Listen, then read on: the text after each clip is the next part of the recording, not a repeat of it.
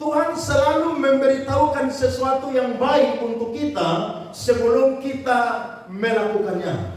Nah, iblis yang sudah jatuh pada waktu itu, dia tidak ingin ada di neraka sendiri.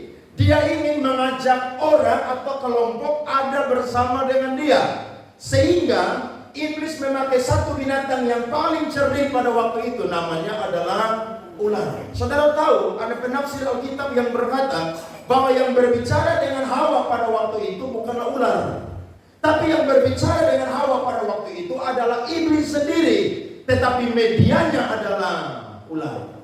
Iblis berkata, tentulah Allah berfirman bahwa semua pohon dalam taman ini jangan kamu makan. Maka Hawa berkata, semua pohon dalam taman ini boleh kami makan, tetapi pohon pengetahuan yang ada di tengah-tengah kami tidak boleh raba ataupun juga makan.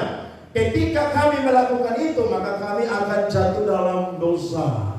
Tapi iblis berkata, tidak. Kalau kamu makan, kamu akan jadi sama seperti Allah. Saya coba gali kalimat itu, saudara. Ternyata iblis mau ajak manusia itu jadi sama seperti Allah. Karena itu yang dilakukan oleh Lucifer ketika dia ada di surga. Dia ingin jadi sama seperti Allah. Makanya Tuhan tidak sedang dan Tuhan lempar dia ke muka bumi ini. Dia mau ajak manusia pun juga memberontak sama seperti dia. Padahal Tuhan sudah berikan free will atau kehendak bebas kepada manusia, dan itu harus dipakai dengan sebaik mungkin. Tetapi memang pekerjaannya iblis itu tidak pernah bertanggung jawab. Iblis kalau bujuk manusia ketika manusia jatuh, iblis itu akan tinggalkan manusia itu. Sehingga ketika mereka makan buah itu, justru mereka tidak jadi sama seperti Allah. Yang ada mereka mendapati diri mereka itu telanjang.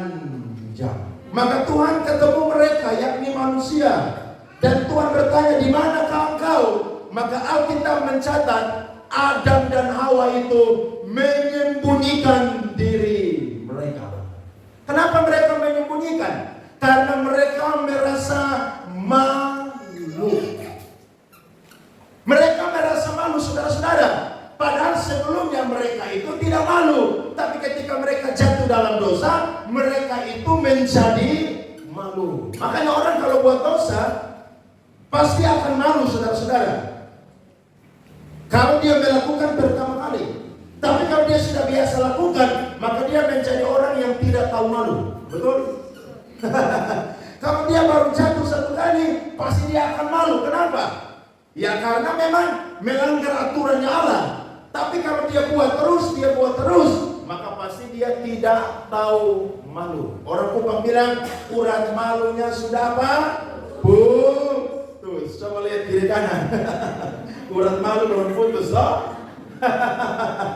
Ya, saudara-saudara. Nah, ketika manusia jatuh dalam dosa, ini sesuatu yang fatal. Tapi saya mau berkata, memang Allah lah yang membentuk manusia dengan tangannya sendiri. Sehingga sekalipun manusia jatuh, saudara, tapi itu tidak akan pernah sampai tergeletak. Dari mulut Allah sendiri keluar nubuatan pertama yang ada di Alkitab. Dan nubuatan ini tanpa adanya perantara seorang nabi. Nubuatan ini keluar dari mulut Allah sendiri. Kejadian pasal 3 ayatnya yang ke-15. Aku akan mengadakan permusuhan antara engkau dan perempuan ini, antara keturunanmu dan keturunannya. Perhatikan, keturunannya akan meremukkan kepalamu dan engkau akan meremukkan tumitnya. Keturunan perempuan yang dijanjikan di situ adalah Yesus Kristus. Jadi Adam yang pertama gagal. Tapi Adam yang kedua itu berasal dari surga. Dan dialah yang akan menebus saya dan saudara dan mendamaikan kita dengan Allah. Saudara lihat dari poin ini aja, kita sudah bersyukur punya Tuhan yang begitu mengasihi kita. Makanya ketika kita jatuh dalam dosa, iblis itu akan lari tinggalkan kita. Tapi ketika kita jatuh dalam dosa, Allah akan cari kita sampai ketemu. Bahkan Allah tidak akan biarkan kita jatuh sampai tergeletak. Tapi Allah akan angkat kita, bahkan Dia akan jadikan kita menjadi orang yang baru di dalam Tuhan.